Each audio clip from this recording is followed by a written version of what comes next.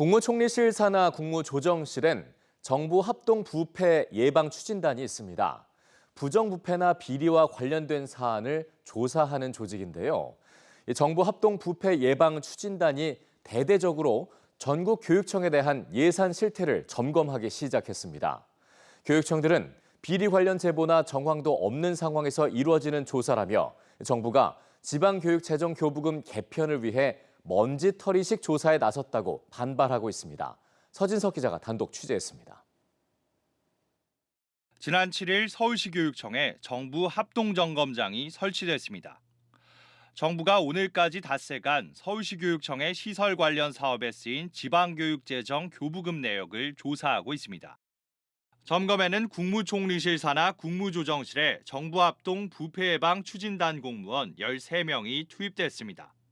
복수의 정부 관계자는 학령 인구는 감소하고 있지만 교부금은 매년 늘고 있어 재정 효율화를 위해 점검에 나선 것이라고 설명했습니다.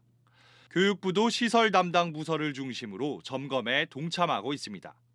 지난주 부산교육청을 마쳤고 이번 주엔 서울, 다음 주엔 경기도교육청이 점검을 받는 등 다음 달까지 강원과 경북 등 12개 교육청을 조사할 계획입니다. 지난 9월 시작된 예비점검을 포함하면 최소 12곳의 교육청이 부패 예방 추진단의 점검 대상이 된 건데 총리실이 이같이 대규모 점검에 나선 건 사상 초유의 일입니다.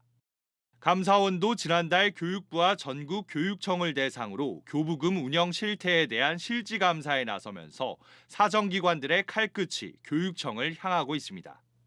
지역교육청들은 별도의 제보나 신고가 없는 상황에서 비리를 조사하는 건 교부금을 개편하려는 의도라며 반발했습니다. 국조실의 점검 대상이 된 A교육청 관계자는 정부가 교부금 개편을 위해 꼬투리를 잡으려고 점검에 나온 것 같다고 했고 B교육청 관계자도 아이들 밥그릇을 뺏으려고 협박하는 처사라고 비판했습니다. 앞서 정부는 교부금에서 고등교육기관에 최소 3.6조 원을 떼주는 등 교부금을 개편하겠다고 밝혔습니다. 학령 인구가 감소하는 상황에서 세수가 증가하면 자동으로 늘어나는 현행 교부금 구조에 문제가 있다는 겁니다.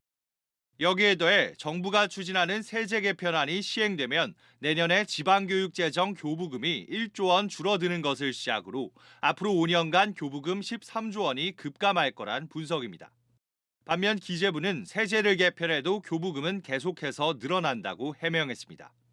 정부가 과잉조사라는 비판을 딛고 공교육 강화와 재정 건전성 확보라는 두 가지 과제에 직면했습니다. EBS 뉴스 서진석입니다.